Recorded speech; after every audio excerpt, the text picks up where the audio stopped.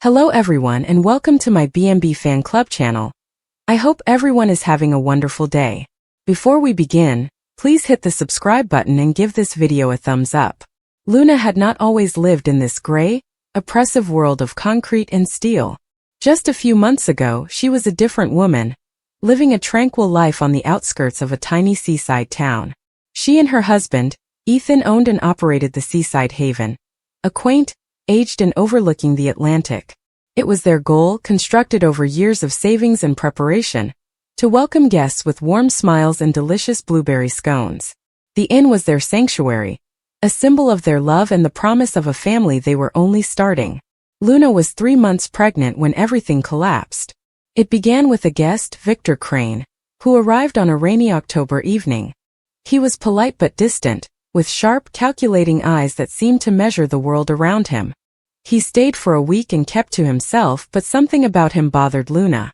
She couldn't put everything together, perhaps the way he lingered too long in the dining room, observing her as she poured coffee, or the way he asked sharp questions about the inn's finances, disguised as casual interest.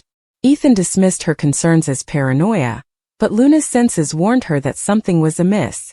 She was correct. Victor wasn't just a visitor, he was a con man, a predator who targeted little enterprises like theirs.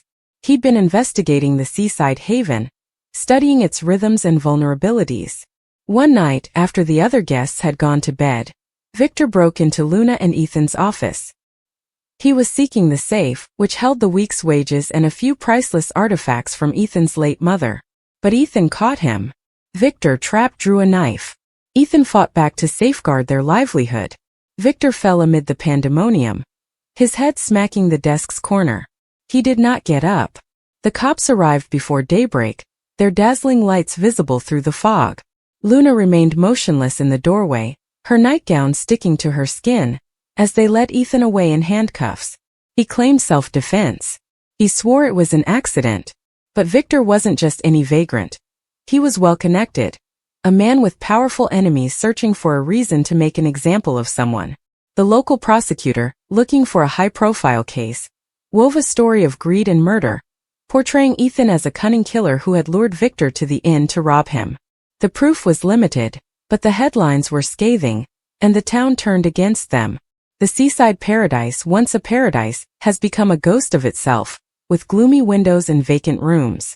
Luna campaigned for Ethan's freedom, spending every penny they had on legal bills, but the system was cruel. The trial was a whirlwind of allegations and half-truths, and as the gavel dropped, Ethan received a 15-year sentence. Luna was left alone, pregnant, and deeply in debt. The inn was foreclosed and sold off to cover rising expenses. She moved into a tiny apartment, scraping by with odd jobs, her dreams reduced to survival. But the worst has yet to come. The prosecutor was not finished with the case. He'd built his campaign around the story of the Seaside murder, and Luna, who was still vehemently defending Ethan, became a target. They alleged she was culpable and had helped cover up the crime. The evidence was flimsier than it had been against Ethan. A few confusing text messages, a witness who claimed to have seen her acting suspiciously the night of the incident, but it was enough to warrant her detention. Her counsel cautioned her that the case was weak, but the state was unrelenting. They desired a conviction, any conviction, to seal the story they had sold to the public. Luna was accused as an accessory after the fact, and with no money for bail, she was transferred to the county jail to await trial. The jail was a maze of chilly rituals and implicit hierarchy. Luna kept her head down to avoid trouble, but it found her anyhow. It came in the person of Officer Kessler, a guard known for his harshness. He saw Luna's peaceful demeanor and refusal to participate in the cell block's petty dramas, and took it as a challenge. Kessler would separate her out during counts, yelling instructions and searching her cell for contraband that she did not have. She withstood it, gripping the secret of her pregnancy like a lifeline and murmuring to the baby at night when the cell was silent. "We'll get through this," she'd say softly, scarcely audible. "You and I will make it." But the prison was not a place for hope. The food was scarcely edible, and medical treatment was non-existent. Luna's morning sickness worsened, but she kept it hidden, fearing that admitting her illness would make her a target, or worse, that they'd take her baby away. She tried to remain strong, eat what she could, and rest when the guards weren't looking. However, the stress was persistent, a creeping poison seeping into her bones. She felt the baby's feeble kicks, a reminder of what she was fighting for, but she also had a growing concern that she couldn't keep it safe. The incident occurred on a Tuesday. The cell block was congested, and tensions were high following the previous day's brawl. Kessler was in a nasty temper, his voice shrill, as he ordered the women to line up for an unexpected inspection. Luna moved slowly, her body heavy with tiredness, and Kessler focused on her. "Move it, Nozawa," he snapped, using her surname like a weapon. She hurried to comply, but as she went forward, another convict, Carla, a lady with a vendetta against the world, knocked her aside. Luna stumbled and her foot caught on the uneven concrete floor. She reached out to support herself, but there was nothing to hold on to. She landed hard, her body crashing into the earth, pain blazing in her abdomen. The other inmates halted, their murmuring becoming silent. Kessler yelled at her to get up, but Luna couldn't move. The anguish was unlike anything she'd experienced before, a deep shredding agony that took her breath away. She curled into herself, clutching her tummy, her vision blurred from weeping. "Help," she muttered, but her words were lost in the tumult as Kessler yelled for order. Another convict, a gentle older woman named Marie, knelt alongside her and called for the medic, her voice steady. However, the prison's medical staff was underpaid, overworked, and sluggish to respond. Luna was trembling as they came, with blood pooling beneath her. The infirmary was a stark, clean space that smelled of antiseptic and neglect. The doctor, a fatigued guy with graying hair, barely glanced at her as he went through a routine test.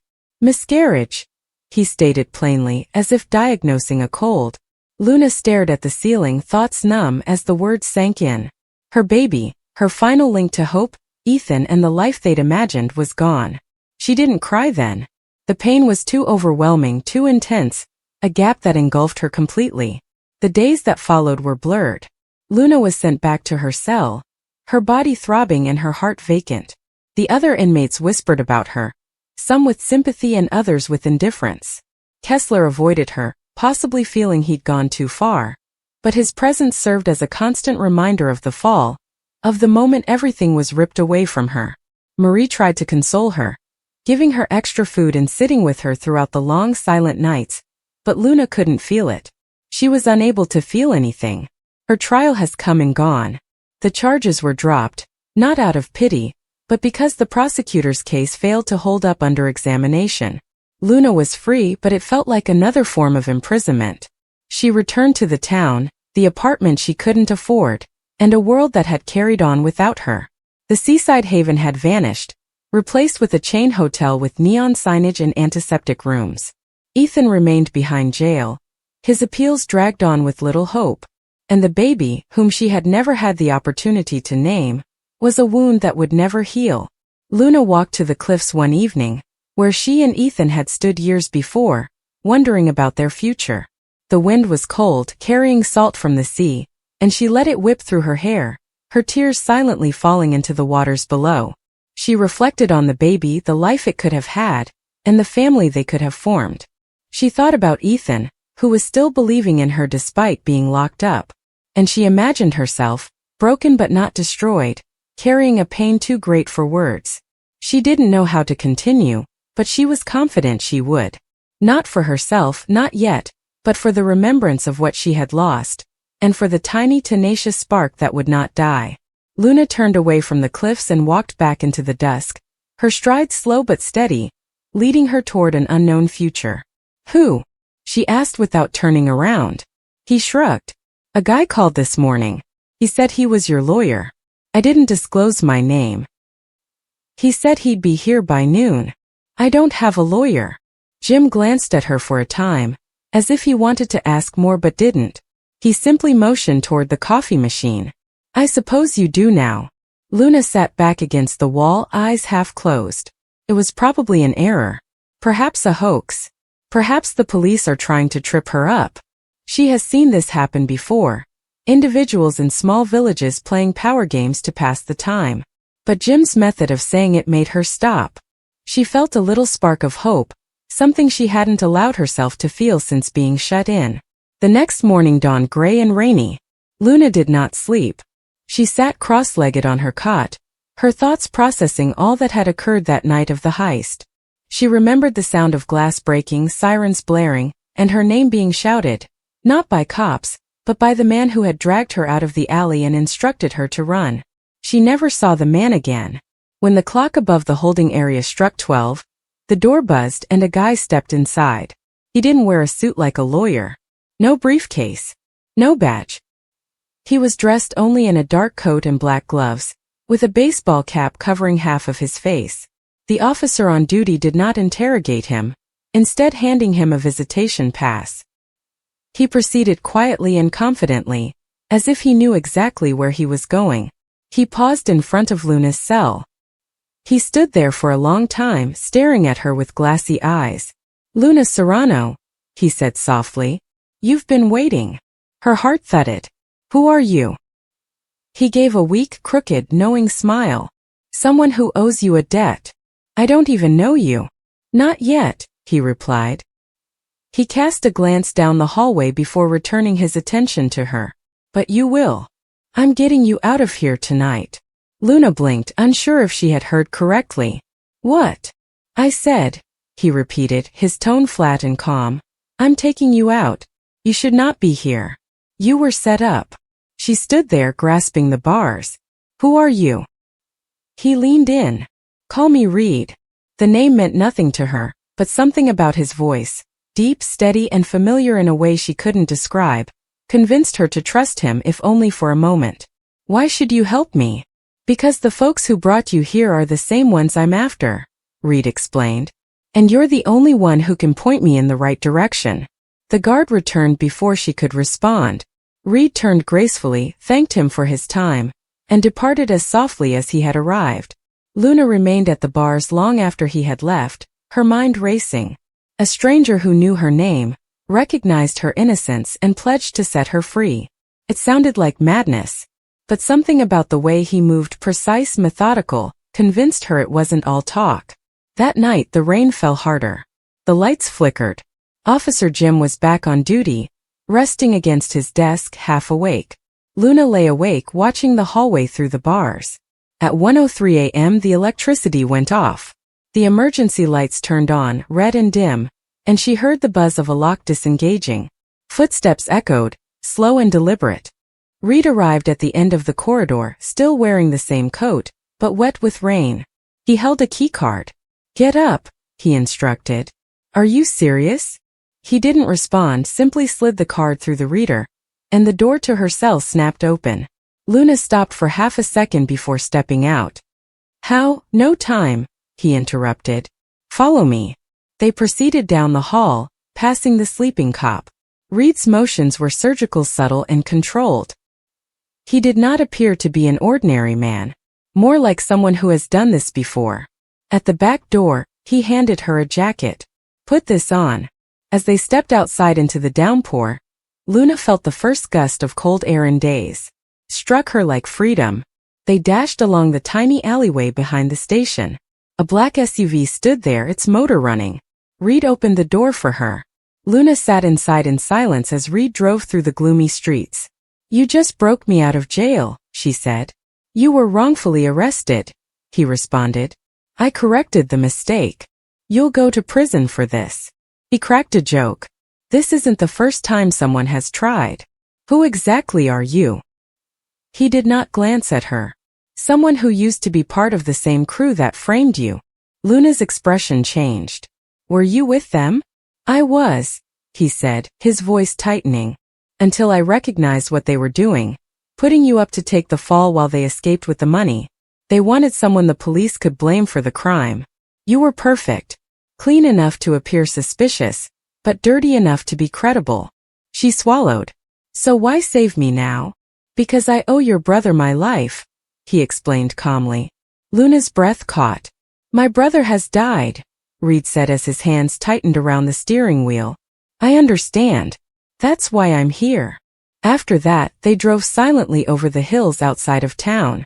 The rain turned to mist, and the orange brightness of the city faded behind them. Finally, They pulled into an abandoned warehouse along the river. Reed led her inside a small office decorated with maps, portraits, and red string connecting faces to places.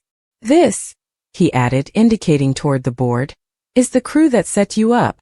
Tony Vargas, Marco Haynes, and Jessa Cole are all ex-military. They prepared the operation, stole $3 million in untraceable bonds, and vanished. But one of them, Jessa, stayed behind to make sure you were blamed." Luna looked at the images. She recognized two of them. "I worked with Jessa at the auto shop," she recalled. "She informed me that she needed a ride that night." Reed nodded. "I didn't know. She used you. You drove her to the drop, she planted the bag in your car, and when the cops arrived, she vanished." Luna's hands trembled. "So what happens now?" "Now," Reed said, "we make things right. But first, you must believe me." She peered at him, trying to interpret his expression. He was peaceful, but there was something more beneath the calm. Guilt. Deep, unshakable guilt. "What is your true connection to my brother?" she inquired. Reed took a long breath. "We served together. Your brother saved my life during an attack overseas. I said I'd reimburse him. When I found out his sister was involved in this disaster, I realized I couldn't let it finish that way." Luna turned away, staring at the rain streaking the window. "He used to say you can't save everyone." Reed smiled faintly. He was correct. "But I can save one." For the following 2 days, they remained hidden in the warehouse. Reed worked continually, making calls, tracing accounts, and hacking into security feeds using military-grade technology. Luna studied him, attempting to piece him together. He seldom slept for more than an hour, ate sparingly, and never explained how he was so knowledgeable about police movements. By the third night, he had all he needed. "They're meeting at the docks tonight," he joked. "Jessa is selling the remaining of the bonds. If we catch her, we can clear your name," Luna said, shaking her head. "If the cops catch us, I'm going straight back to jail." Reed gazed at her, his expression unclear. "If we don't do anything, she'll go away, and you'll be a fugitive forever.